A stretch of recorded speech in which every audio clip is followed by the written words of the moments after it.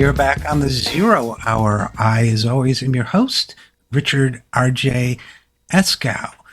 It's fairly well accepted by now, I think, at least by most sensible people, that the war in Afghanistan, the 20-year disaster there, is a failure of both political parties. My next guest has written about that. I always look forward to talking with him. He's a friend. He's a great writer. He's a great has a great perspective on things. We don't always agree, as regular listeners of the program might know, but we've learned to disagree without being disagreeable. And he wrote a piece I really appreciated and wanted to discuss with him, both on Afghanistan, what it meant as a failure for both parties, and what we should do about it. So without any further ado, you know his work. Matt Taibbi has a Substack now, taibbi.substack.com, as well as he's the author of a number of books, the latest of which I believe is Hate Incorporated, about the media. And what else? He has a podcast, Useful Idiots, with Katie Halper. And he is talking to us from disaster conditions. He's sitting in a Dodge Charger, which I will have you be, I will acknowledge is a fine automobile, a step above the Dodge Dart, certainly. And he's sitting in his car. I had a Dart once too, believe it or not, as a kid. My parents had a Dodge Dart, and I racked up a lot of speed on that thing. It tended to vibrate around 95, which I don't recommend, but I was a teenager. So without any further ado, Matt, welcome to the program. Thanks for having me, Richard. Always a pleasure. And in your Substack, TK News, you wrote a piece. You wrote a couple good pieces. I hope we can talk about both of them lately. But one is, to stop war, America needs a third party. The American political system has been captured by the military, and only an independent political power can prevent the next Afghanistan.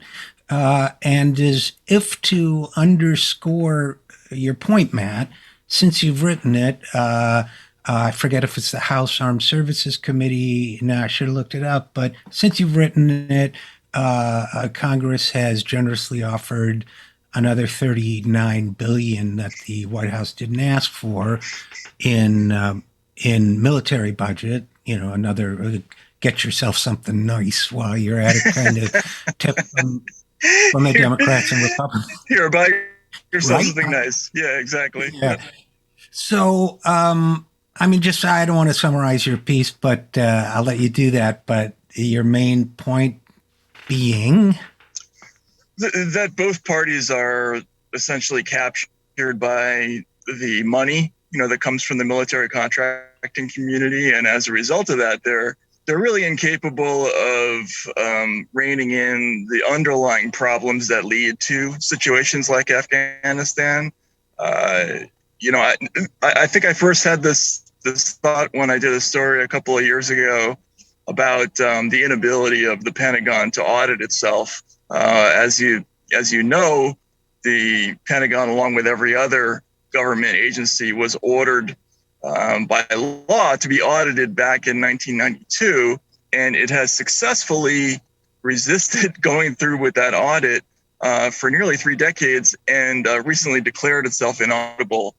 And when I talked to one of the aides for a member who was actually sort of an opponent of the Pentagon, he said, look, there's nothing we can do, because the only way to get them to submit to an audit is to threaten to reduce their funding. And we can't do that because every relevant committee is taken over by people who are swimming in money, mainly from the big 5 contractors, Lockheed Martin, Raytheon, General Dynamics, who are the other ones? BAE is one of them. I can't. Right. Anyway, but you know who we're talking about, and because of that, you just can't get any movement on any significant issue that involves reducing the amount of bases overseas, scaling back the size of missions in places like Afghanistan, reducing the amount that you spend on military vehicles, anything. it's not possible. And so until you get the money out of the equation, we're just going to keep having these disasters. It's such an important point, and I think there's a kind of political cynicism, uh, I'd say prevalent among like a lot of liberals as well as some conservatives that would say to you or me, Matt, that's kind of naive and simplistic. The world works in much more complicated ways, and there are serious national security threats. You can't really be serious about reducing that to something as obvious and almost mechanical as, they give these Congress people lots of money, so they vote massive military expenditures in return. But I kind of think, sometimes things in life are simple, right? And I kind of think that is, there may be ideological factors too, and a fetishization of the military and so on. But I kind of think that is one of the primary, if not the primary, force here. Do you ever encounter these cynics that I'm talking about, and what's your Oh, response to uh, that if you hear it? absolutely. And what they'll do is they'll point to the relatively paltry amounts of money that go to the members of Congress as donations. I mean, if you look at the above board donations in total that have gone to the relevant six committees since like 1990, it's something like $300 million, which sounds like a lot to the average person, but actually when you spread it out over time, it doesn't work out to be that huge an amount. The problem is that, especially in the House, you have to start running for Congress as soon as you get elected. And there's only a couple of places where there are big chunks of cash available all the time to members of Congress. One comes from Wall Street, the other comes from the weapons industry, pharma too, to a limited extent. But you add that to the incentives that exist on a personal level for people who serve in Congress or in the Pentagon or in the executive branch. If you work in the House Armed Services Committee, if you're an aide in the House Armed Services Committee, if you work in a cabinet level department that has something to do with defense, or if you work in the Pentagon and you work in the procurement side of the Pentagon, once you leave, there's a seven-figure job waiting for you at one of these companies. And we can see that in the people who are on TV in the last couple of weeks. People like Jay Johnson, who used to be the DHS secretary, who they're calling the former DHS secretary in all these interviews that he's doing lately when he's advocating the middle ground strategy. But he sits on the board of Lockheed Martin. That's what he does for a living. You know what I mean? Like, that's what these guys do. And that's a powerful thing too. Like, it's human nature. If you can bounce straight from Congress to taking one of those fat jobs, it's always going to be in your mind, always. And it's cynical to not take that seriously, I think. Yeah, that's a great point. Jay Johnson, of course, being Obama's Right. cabinet member. So, which get to your point about both parties being utterly captured in this way. So it's not irrelevant that he served in the Obama administration. And Matt Taibbi, Matt Stoller who had a great line years ago about all of this, which is he said, when a politician or a government official knows there's that kind of lucrative post-government career waiting for them, to them, then politics or government is like a preseason, like an exhibition game Right. in baseball. You know what I mean? They'll try to put on a show, but they're not going to risk a career-ending injury because, the real action is after this stuff is over. And in a sense, in a financial way, I think that's really true. I mean, I think people can convince themselves that somehow it's okay. They're not doing a bad thing. It's, America's security. You can't spend too much on that. And all of a sudden, you're talking yourself into these kinds of votes, knowing what's waiting for you down the line. The only other thing, and I'd like your thoughts on this as well, is that people say they look at these figures sometimes. Okay, 300 million over a bunch of Congress members over a bunch of years. Okay, so let's say Congressman X got $15,000 in total and won election cycle from employees or Raytheon. Well, that doesn't sound like a lot of money, but if you're in a Rice, 15 grand ain't nothing either. So even before you think about that post game action, you're really talking about, I know people who contribute $1,000 or $2,000 to a congressional race, and they'll get a phone call back from that representative's office once they get elected. So if your executives kick in 10, 15, 20,000, even before you think about those careers after politics, you're really buying yourself a lot of influence, aren't you? Yeah, absolutely. And don't forget about the power of the sort of lobbying that's done. All like, a lot of these lobbyists, there's a ton of money additionally spent from the defense sector on lobbying, and what a lot of that translates into is free labor for people in Congress, because what they're doing very often is they're writing, Right. sort of the dummy text for bills that they're going to propose for this or that. There's that. There's also the pork aspect of jobs that you're going to put in various districts, like, where are we going to build the V2 Osprey, or where are we going to have the Hellfire missiles constructed? That's another Oh 58 yeah. jobs that's going to go to this members. These are all real things. Like, it's political tribute. It's personal. It's also public, because the public does get something out of it ultimately. But this is what money from this sector and from the financial services sector is kind of what greases careers in Washington. And it shows up especially in scenarios like Afghanistan, which is an open-ended mission where every bureaucrat had an ability to argue, like, let's put my program in to this war theater, and let's see if we can get some funding for this or that. Like, let's increase the average vehicle speed for roads on in Afghanistan, and we'll do that using this new technology that we're proposing. Or let's set up a think tank that's going to allow to promote the rise of women in bureaucracies in Afghanistan. Right. We'll get some money for that. Or radio stations, whatever it is. You know what I'm saying? Like, that's how these things get done. Somebody always is able to get their hands on part of these gigantic rivers of money that could flow towards these operations, and it's just irresistible, I think. Yeah, and I think they're really good, from my own experience in Washington, really good at placing 150, 200 jobs in all the right districts, which may not be a lot, but the member of Congress knows that if they don't vote to continue this ludicrous program like Star Wars or whatever, that what their opponent's going to be saying, with backing from the industry, is, oh, the congressman X lost jobs here in this district when he voted against.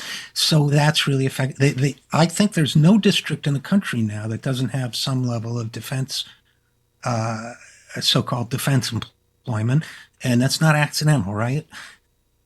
No, and look, the people who do the what do they call it? The call for papers every year, where they send somebody around to every member of Congress and basically ask them if you have requests for the Appropriations Committee.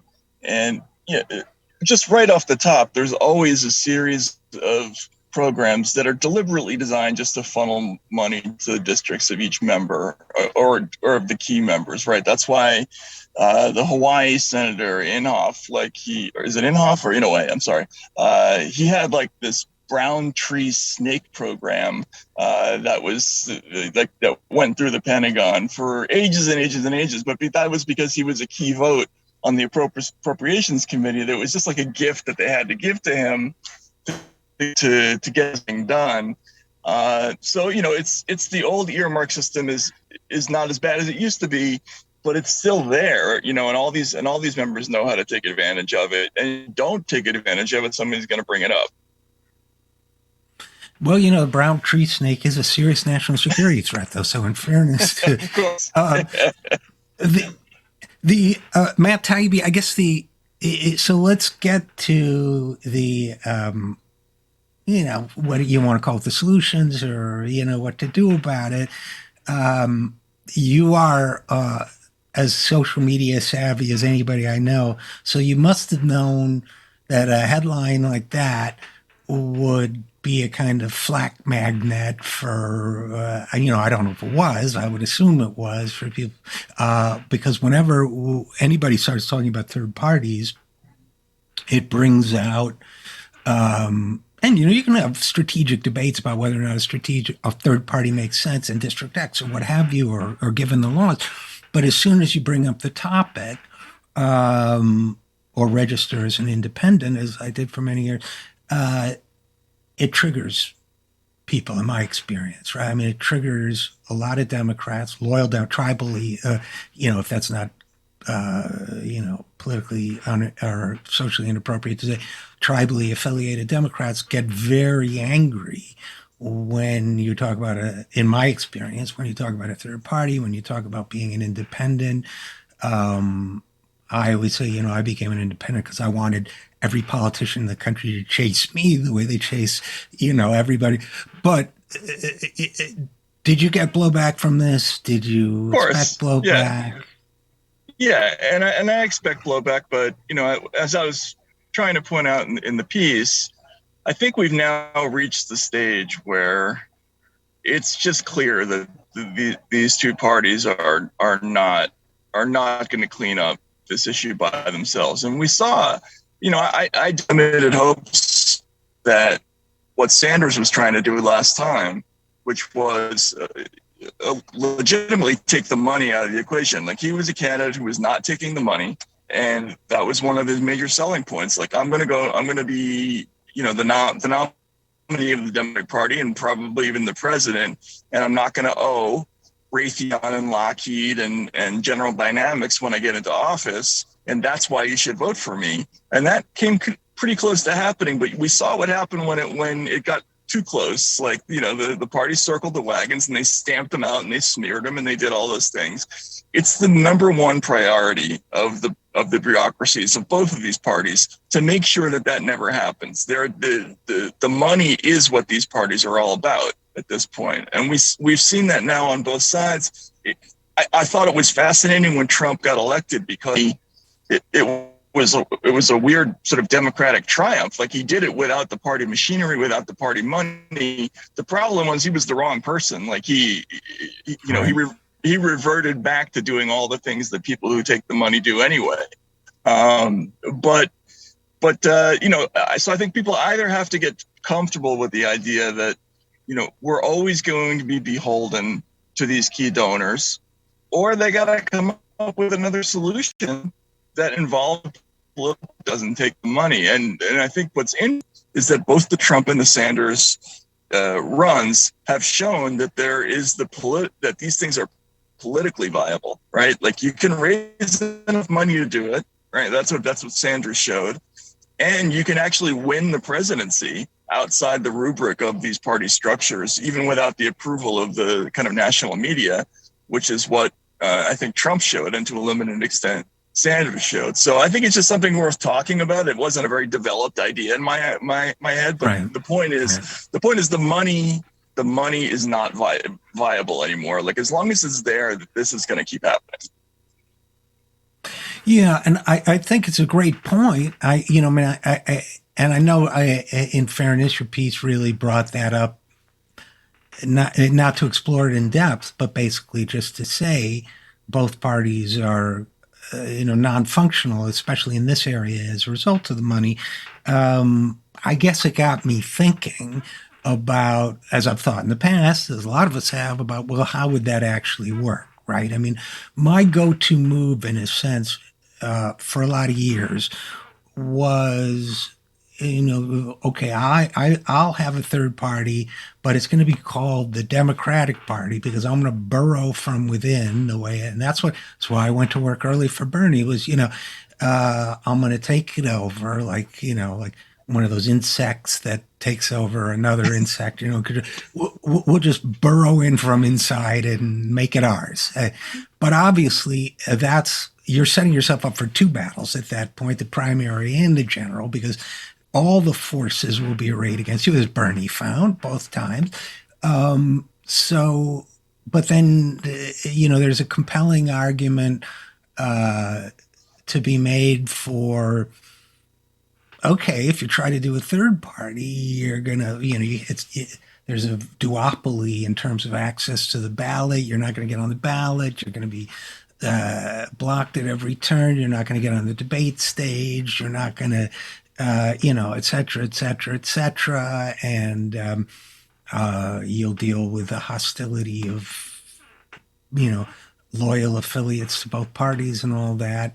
Have you thought about that at all? Yeah. Because I've thought about it, but I don't have any brilliant insights. Well, again, I keep going back to what happened with Trump, because a lot of the prognostications about why a Trump presidency was not possible were based upon the experience of campaign journalists and political analysts who worked in think tanks in Washington, who said he can't because of reasons X, Y, and Z. Like, you need to have the support. This was actually spelled out in a New York Times article. Like, you need the support of the key donors and of the establishment in order to win the presidency. You need to have the press not be an actively hostile force impeding your candidacy. Well, it turns out that that's not true. And organizationally, it turns out that you just don't need to have this massive on the ground organization anymore. Like, the Trump's campaign was like, him sort of walking around with a couple of people trailing behind him with a wineskin, and they weren't even doing any work. They had no ground game in 2016. He was just sort of making it up as he went along. And the internet allows you to have a national campaign now. I think what's also worth pointing out is that the stalemate between the two parties now, the total inability of them to cooperate in any way. Like, there's no longer that subterranean communication that used to go on in the 60s and 70s, where the committee chiefs used to get together and say, all right, well, we're gonna kill each other in public, but what's this bill actually going to look like in the end? They don't do that anymore, because there's no political need to do anything but go to war against each other now. And I think the presence of even a small third party, where they would have to be on their best behavior in terms of soliciting some significant political minority, I think that would also be beneficial to the country. In other words, even if it wasn't a party that would win the presidency, even if it just existed and had 30 seats in Congress, I think it would be a big deal in terms of making our whole politics more civilized. That's another interest in the piece, but I think that's there too. And, first of all, I want to remind our listeners that Matt is kindly speaking to us in the midst of, as we record on Thursday, in the midst of post, whatever hurricane devastation. This is. Yeah. Yeah. And so thanks again for that, Matt. And you made a couple great points, which I just want to reiterate. One of which is, I will summarize as, once the media, the conventional media, tells you something can't be done, we should immediately suspect that that's absolutely false, and reflects an insider culture of its own. And we've seen it disproven by Bernie. We've seen it disproven by Trump. We now know they can be disastrously wrong. So that in and of itself is not evidence it can't be done, number one. And this is one of my takeaways from it. Number two, you were talking about the two parties having these back channel communications in the 60s and 70s. I would argue even in the 1990s and early 2000s, there was some of that. And at the time, I was railing against it, and my mantra was bipartisan means buying both parties. But the fact is that since that no longer exists, there is a gridlock. There is increasing polarization. And I would add a third point, which is that the inability of the Democratic Party to score a decisive win at either the presidential or a congressional level. And people will say, well, Joe Biden got 10 million more votes. Okay. But it still wasn't a decisive win in the Electoral College. It still could have gone another way very easily. The courts are still dominated by Republican appointees. Congress is very razor thin, despite the disastrous, especially last year of the Trump presidency with the pandemic. So their inability to overcome, what I would call a pretty fair lunacy of a Republican Party is in and of itself sort of signs that there's a vacancy for another political presence. And then the last thing, and I'm sorry to talk so long, yet I'll flip it back to you in a second. The last thing is that you made a really important point, one that I've been, and a lot of us have been hammering on for a while, but in this context gets really important, which is if there's another viable party out there, the takeaway from the 2000 election, and by the way, parenthetically, everybody used to say, well, if Al Gore had gotten elected, we wouldn't have invaded Iraq. I'm not so sure. But, right? I think certainly we would have invaded Afghanistan, but yeah, and I think Iraq too. Yeah. So I guess my point being that the takeaway should have been, well, Ralph Nader, whose effect on the outcome was trivial, but instead of demonizing him, the response should have been, well, if we had only been a little bit more progressive, right, we would have unequivocally carried Florida and won the presidency. But of course, they made sure that wasn't the narrative. So some people say, well, it should be a left Tea Party, but there has to, whatever you call it, there has to be a visible threat. And the visceral reaction to force the vote and Jimmy Dore and all that stuff. Sure, Jimmy, I've known Jimmy many years. He's rough. Okay. But the visceral reaction to the very idea says to me it's kind of a sore point. When something's a sore point, it might be tactically meaningful. Do you get what I'm driving at? Yeah, absolutely. And I know how emotional people get about that whole force the vote debate. I have absolutely no desire to dive into the middle of that. But I will say, I think a lot of people who had their hopes on for Bernie, look, it's a real thing that the Biden administration has shown that it has no compunction whatsoever about completely ignoring the entire sort of Bernie caucus within the Democratic Party, because they have no fear that they're going to lose those votes. Like, just none. They know that the minute they step on Bernie's face and call him a Russian agent and do all that other stuff, that he's going to be out there on the campaign trail, campaigning for Biden the next day, because that's who he is. Like, he's ultimately, Bernie, I think he was conflicted about some of these things, but he's not the kind of person who is going to threaten to, ruin an election for a Democratic candidate, again, especially against somebody like Trump. The problem is that if this becomes a permanent feature of the political landscape and the parties aren't afraid to ignore the kind of populist, sentiments that are rising within their own caucuses, then this is what you're going to get every time. They're going to pay attention to the people who have the bigger checks every time. So that's kind of what I was thinking with this whole third party thing, is if there was some place where people could go, and there's lots of independents, if they're the largest, numbers, they have the largest numbers of people who are registered to vote. And that doesn't even count people who don't vote. Right. Right. If there was a place where people could go to just to say, look, I don't really feel like being associated with either of these two parties. I'd rather have my representative come from someplace else.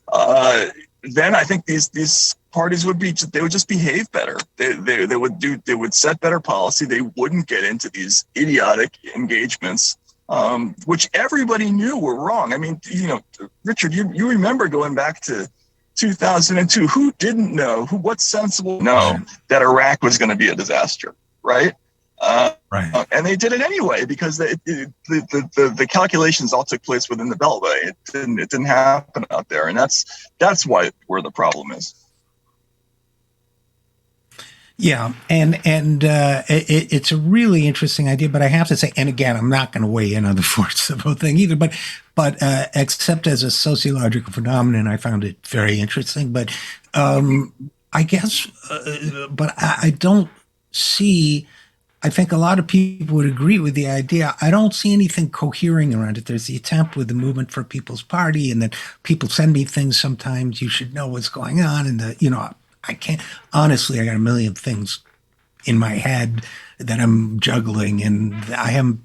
It may be a legitimate, very legitimate concern, and I don't mean to dismiss it. I just haven't been able to like dive into the internal conflicts or whatever. But I don't. We've had the Green Party. We've had, we had that People's Party, sort of a little bit of action after 2020, but I don't see any real momentum cohering around this. Do you?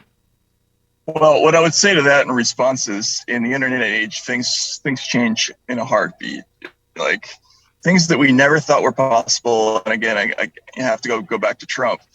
If you had asked me in April of 2015 if we would ever see, the candidate that got $150 million from the key donors of the Republican Party only getting 3 delegates, and somebody the entire party wanted nothing to do with winning the nomination, I would have said no, like that's impossible. And especially with the media attention, even in the media with Substack and Patreon, the degree to which this gigantic new thing is just sort of happening overnight, and it's not taking years and years and years, it's taking months. I think it's something that's instructive. I mean, I don't see where it is, but I could easily see a situation where, let's just say it's not Trump. Let's say it's somebody else who's charismatic, has a social media presence, and is able to just carry millions of people towards some kind of political goal. I could easily see that happening now, and that would have been impossible 20 years ago when you really did need the money, the party, and the press to succeed. Now you don't need any of those things. I mean, it's just been proven that it can happen as long as people are inclined. So that would be my response to that. It's not out there. You're right. I don't see that there's a viable alternative, but I would say it could happen easily. Well, I think that's a great point, and I mean, we could go down the list in history of movements that started out with 6 people in a garage or in a hut in some village somewhere and wound up taking over a massive country. So, I mean, Right. things do shift, and with media, it can happen in the relative blink of an eye, like the Arab Spring or something. So yeah, all great points. And Matt Taibbi, unfortunately, we're out of time. I was also hoping to talk to you about your piece on NPR and the hour of Okay. wise judicious heads talking about how freedom of speech is really a bad thing. I mean, this is what the world has come to. But I'll leave you with this thought. I'll leave you with this thought about that, and then I'll let you have the final word. But everybody uses the analogy of shouting fire in a crowded theater. But what if there actually is a fire? Shouldn't you be able to say, perhaps not shouting, but in a reasonable tone of voice, people, we got a problem, let's organize and get out of here. No, you don't. You're not allowed to talk about it. So that's my closing thought. But what's yours? That's interesting. Yeah. Also, I think shouting fire in a crowded theater isn't illegal. It's not a First Amendment issue. I think that's a common misperception. It can be illegal for other reasons, like disorderly conduct or something like that. But no, that whole business of look, I'm sure you've noticed this. This is like a fashion thing now, where every major kind of New York media outlet has done is free speech overrated piece, and I guess it started with Charlottesville, but it's just become a thing, and I think it's indicative of some kind of shift in thinking among people you and I would have considered liberals once upon a time. Right. And I don't know where that's really coming from. I think it's really weird and creepy, but it's a thing we have to reckon with, and at some point we have to figure out, have some kind of debate about it, and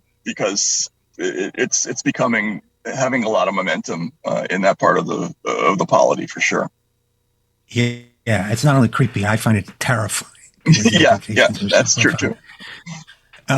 But anyway, Matt Taibbi, as always, thanks for the great writing and the great work. And as always, great talking to you. And keep it together out there. And I hope your power comes back soon. And I hope you had bucket seats in that car so you could be a little comfortable talking for this long. And I take back what I was saying. Dodge Charger, a Dodge Charger is a bitch and ride. I fully acknowledge it. So, thanks again, Matt. Excellent. Take care, Richard. Appreciate it. Talk to you soon. You bet. And we'll be right back after this. I'm Richard RJ Eskow, and this is The Zero Hour.